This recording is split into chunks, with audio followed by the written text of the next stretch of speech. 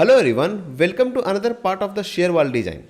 In the previous all the parts we have seen that what is the definition of the shear wall, function of the shear wall, shape of the shear wall. Also we have seen that what is the minimum reinforcement of the shear wall, what could be the good locations to provide the shear wall in our building. So these are the topics we have discussed in the previous part of the shear wall design. Now in this part of the shear wall design we are going to study the boundary element. Now in this boundary element topic, we will discuss is that what is the boundary element, when to use the boundary element, what are the different locations of providing the boundary element in the shear wall. So first of all, we will discuss that what actually the boundary element means. So if you look at the definition of the boundary element, it is written that a boundary elements are the portions of the shear wall along wall edges are reinforced or strengthened by longitudinal and transverse reinforcement. So let's suppose that I have a shear wall here and at the edges, so these are the at the edges, at the both of the edges of the shear wall are strengthened by longitudinal and transverse reinforcement. So here we give it longitudinal and the transverse reinforcement and we strengthen the edges of the shear wall at the both of the end locations. You can also look at in the 3D view of the reinforcement that at the edges of the shear wall are given more reinforcement, transverse reinforcement also and longitudinal reinforcement are also. So what is the reason of giving this as a more reinforcement at the two of the end of the shear wall? Because the stresses at these two of the edges are higher, so that we provide a boundary element to resist that stresses. Now I think it is very clear to what is the boundary element. Once again I am going to repeat it. The boundary element are given in the shear wall at the both of the edges. So these are the end locations edges and here we provide the boundary element. How we provide? We provide it by giving longitudinal and transverse reinforcement. So at this two of the end we provide transverse reinforcement, also we provide the longitudinal reinforcement also in both of the edges and we strengthen this two of the edges by giving this of reinforcement. And the reason behind of giving, because the stresses at the both of the edges are higher, so both of the edges feel a higher stresses. To resist these stresses we provide a boundary element. Now you have understood that what is the boundary element. Now we are going to move to the next topic is that when to provide the boundary element. So this is also very important topic, that at what value if it is exceeding then we have to provide the boundary element in our shear wall. So this is based upon a clause 10.4.1 and is given in IS 13920/2016. So this is the ductility code and in this code only it is given that.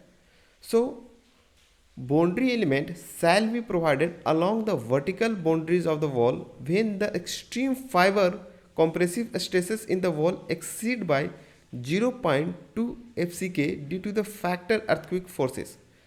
This clause tells you that if you have a shear wall and in this shear wall at the extreme fiber the compressive stresses should not exceed beyond 0.2 FCK due to the factor earthquake forces. Let's suppose that I am going to use a grade of 25 Newton per mm square. So first of all I have to calculate 0.2 of it. So it will come 5 Newton mm square. So this is our limit of compressive stresses.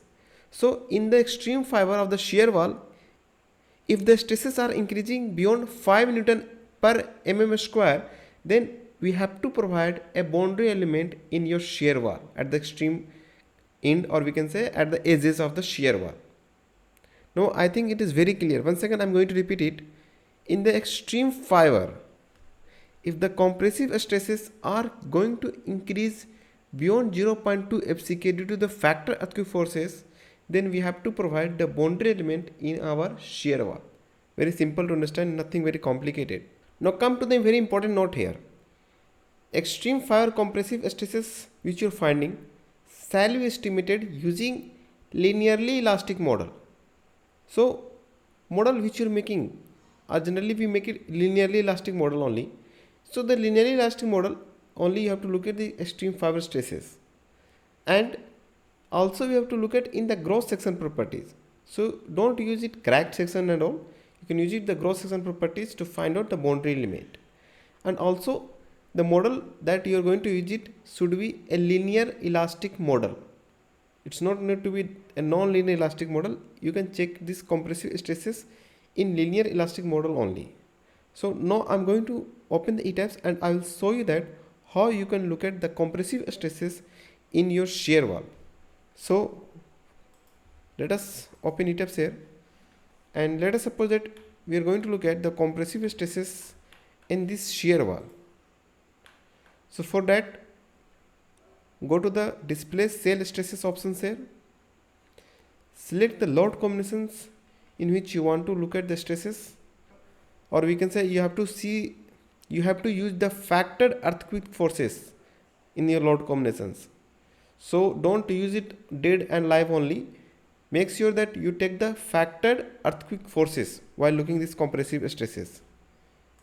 So I have just taken any of the load combinations which is the earthquake load combinations only, and this is the factor load combinations. So complement type, take it cell stresses and check S11 and S22 also, and you apply it. So if you look at here that in this shear wall, the compressive stresses are coming near about 9.1. When I will go above from bottom of the story, I will find that the stresses are decreasing.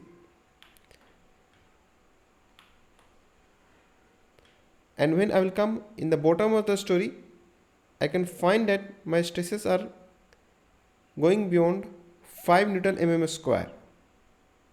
If I am going to use the grade of 25 Newton per mm square, then in this bottom of the story, I need to provide the boundary limit because the stresses are going beyond 5 Newton mm square. So you can look at that, it is coming near about 8.35 or 9.04, somewhere like that.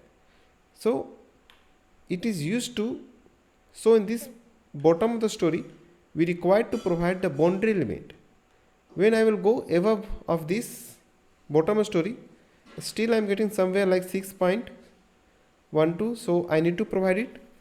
Come more above, here also you can look at that, the stresses are going beyond 5, then we require to provide it. Now I have just reached more top floor here, and I can find that the stresses are reducing here. So I am not finding stresses going beyond 5. So I can avoid my boundary limit in this top of my story. So 1, 2, 3 story only I will provide the boundary element in my shear wall, and I can omit the boundary element at above of this story. Now come back to the PPT. Now move to the next. So in this page we have generally shown you that in different shape of the shear wall how the boundary elements are provided. So you can look at that in the L shape how actually this boundary element are provided, in the T shape how actually it is provided, in rectangular shape how the boundary element are generally provided.